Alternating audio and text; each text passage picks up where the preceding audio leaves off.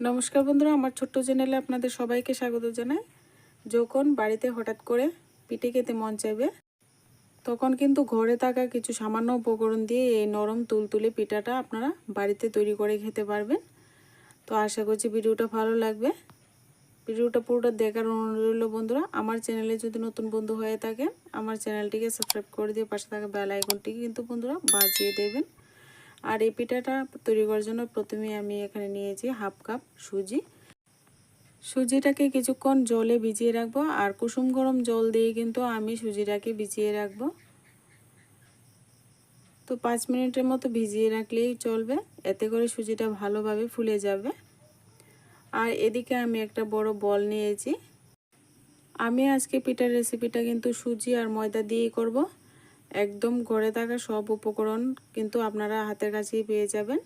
আর ময়দা মোটামুটি সবার বাড়িতেই থাকে। আর যদি ময়দা না থাকে, ময়দার সঙ্গে কিন্তু আটাও আপনারা ব্যবহার করতে পারবেন। এখানে চালের গুঁড়ির কোনো ঝামেলা নেই। আমি এখানে 2 কাপ ময়দা দিয়েছি, অল্প পরিমাণে একটু লবণ দিয়েছি, আর দিয়ে দেব নারকেল কুড়া। বন্ধুরা, নারকেল দিলে পিঠা কিন্তু খুবই ভালো লাগে খেতে।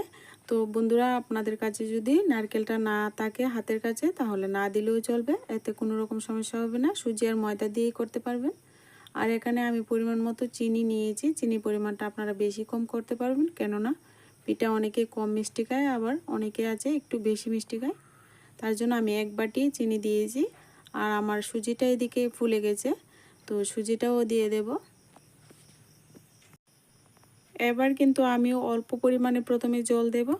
অল্প অল্প করে জল দিয়ে আমি কিন্তু একটা ব্যাটার তৈরি করে নেব। তো প্রথমে আমি কিন্তু হাত দিয়ে মিশিয়ে নিচ্ছি। হাত দিয়ে মিশালে কিন্তু ব্যাটারটা কিন্তু খুবই ভালো হয়। তো হাত দিয়ে ভালো করে কিন্তু ব্যাটারটাকে ফেটিয়ে নিতে হবে। তার জন্য কিন্তু আমি হাত দিয়ে ভালো করে মেখে এইভাবে প্রথমে একটু মেখে নেবেন। তারপর কিন্তু আবার জল অ্যাড করব। এবার আরও কিছু জল অ্যাড করব। তো এইভাবে করে অল্প অল্প জল দিলে বন্ধুরা ব্যাটারটা একেবারে পাতলা হয়ে যাবে না। তো আবারও মেখে নিচ্ছি, ভালো করে মিশিয়ে নেব। তো দেখুন বন্ধুরা, ব্যাটারটা এইরকম রাখতে হবে। তো ভালো করে কিন্তু 4-5 মিনিট সময় নিয়ে এইভাবে ভালো করে ফেটিয়ে নিতে হবে ব্যাটারটাকে। যত ভালো করে ফেটাবেন, পিঠাটা কিন্তু সুন্দরভাবে ফুলে উঠবে আর একদম নরম তুলতুলে হবে। তো এইভাবে ভালো করে কিন্তু 4-5 মিনিট সময় নিয়ে একটু ধৈর্য সহকারে ভালো করে হাত দিয়ে ফেটিয়ে নেবেন এইভাবে। তো আমি ব্যাটারের ঘনত্বটা একটু দেখিয়ে দিচ্ছি। তো উপর থেকে এভাবে ছাড়লে পরে দেখবেন একটু গোল গোল শেপ হয়ে যাবে। তো এরকম রেখে কিন্তু গোলাটা আমি তৈরি করে নিয়েছি। এবার আপনারা কিন্তু 10 মিনিট রেস্টও রেখে দিতে পারবেন, তারপর পিঠাটা তৈরি করলে ভালো হয়। আমি কিন্তু সাথে সাথেই তৈরি করে নিচ্ছি। চুলায় একটা কড়াই বসিয়ে দিয়েছি, আর এখানে সাদা তেল দিয়ে তেলটাকে ভালো করে গরম করে নিয়েছি প্রথমে। এবার কিন্তু আমি একটা একটা করে ছোট ছোট করে পিঠাগুলি দিয়ে দিচ্ছি তেলের মধ্যে।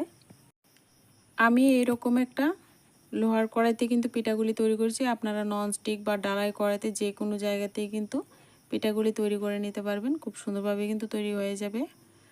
আর দেখুন বন্ধুরা, কত সুন্দর করে কিন্তু এক সাইড দিয়ে পিঠাগুলি একদম হয়ে উপরে উঠে আসছে। তো এভাবে কিন্তু পিঠা দেখবেন কত সুন্দরভাবে কিন্তু পিঠাগুলি উপরে উঠে যাবে, ভেসে নিচে থেকে কিন্তু উপরে উঠে যাবে। আপনাদের কিন্তু একদম নাড়াচাড়া করতে হবে না। আর এ পর্যায়ে চুলার আঁচটাকে কিন্তু হাইতে রেখেছি। পিঠেগুলি কিন্তু সবগুলি একটার সঙ্গে একটা একটু জোড়া লেগে আছে, তো কোনো সমস্যা হবে না। যখন দেখবেন পিঠা হয়ে যাবে, তখন নিজে থেকেই কিন্তু একটু নাড়া দিলেই দেখবেন পিঠাগুলি একদম ছেড়ে আলাদা আলাদা হয়ে যাবে।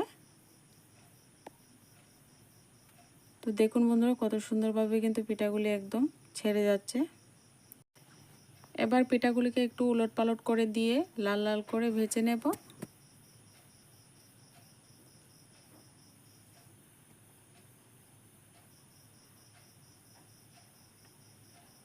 আর এই পর্যায়ে কিন্তু চুলার আঁচটাকে বন্ধুরা একটু লোতে রেখেছি। প্রথমে হাইতে রেখে তারপর কিন্তু লোতে করে দিতে হবে। এবার লোতে রেখে কিন্তু লাল করে ভেজে নেব। পিঠেটা কিন্তু ভিতর থেকে কিন্তু একদমই হয়ে গেছে। তো আপনারা যদি একটু কালারটা বেশি কড়া করে ভাজতে চান তাহলে কিন্তু আরেকটু রেখে তারপর নামিয়ে নেবেন। তো আমি কিন্তু এত কড়া করে ভাজবো না, একটু লালচে কালার হলেই কিন্তু নামিয়ে নেব।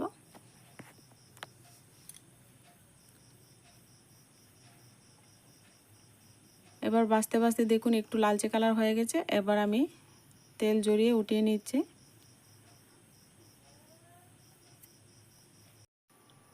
আবারও কিছু পিঠা আমি ভেজে দেখিয়ে দিচ্ছি কিভাবে। পিঠাটা আস্তে আস্তে করে তেল থেকে একটু উপরে হাতটা রেখে এভাবে ছেড়ে দেবেন। তো এতে করে দেখবেন একদম গোল গোল হবে। বেশি উপর থেকে কিন্তু পিঠাটা ছাড়তে যাবেন না, বেশি উপর থেকে ছাড়লে কিন্তু তেল ছিটকে গায়ে এসে পড়বে। তো তেল থেকে একটু হাতটা উপরে রেখে এইভাবে ছেড়ে দেবেন। তো খুব সুন্দর করে দেখুন বন্ধুরা, একদম পিঠাগুলি উপরে ভেসে উঠছে। তো খুব সুন্দর কিন্তু ফুলকো ফুলকো পিঠা এভাবে বাড়িতে একবার আপনারা তৈরি করে দেখবেন। যখনই পিঠে খেতে মন চাইবে তখনই কিন্তু আপনারা এই পিঠেটা ঝটপট কিন্তু বানিয়ে নিতে পারবেন। তো আমার এই পিঠার রেসিপিটা যদি ভালো লাগে অবশ্যই চ্যানেলটিকে বন্ধুরা সাবস্ক্রাইব করে দিয়ে পাশে থাকবেন। দেখুন বন্ধুরা কত সুন্দরভাবে কিন্তু পিঠাগুলি উপরে উঠে গেছে। এই পর্যায়ে চুলার আঁচটাকে লোতে রেখে এবার উলটপালট করে ভেজে নেবেন। লালচে কালার করে ভেজে এবার উঠিয়ে নেব। চ্যানেলে যদি নতুন বন্ধু হয়ে থাকেন আমার চ্যানেলটিকে সাবস্ক্রাইব করে দিয়ে পাশে থাকবেন বন্ধুরা। তো কত সহজেই কিন্তু পিঠাটা বানিয়ে নিতে পারবেন, একদম নরম তুলতুলে পিঠা। আর আমার কতগুলি পিঠা হয়েছে দেখতেই পাচ্ছেন। আরও হয়েছে বন্ধুরা, পিঠা হওয়া মাত্রই কিন্তু একদম খেয়ে নিয়েছে বাড়ির সদস্যরা। তো আর বাকি পিঠাগুলি আমি সাজিয়ে নিয়েছি। পিঠা কিন্তু অনেক আগেই খাওয়া হয়ে গেছে অনেকগুলি। আমার এই সুস্বাদু পিঠাটা যদি ভালো লাগে অবশ্যই লাইক করে দেবেন ভিডিওতে। আর পিঠাগুলি কেমন লেগেছে আপনাদের কাছে অবশ্যই কমেন্টের মাধ্যমে জানাতে ভুলবেন না বন্ধুরা। আজকে ভিডিও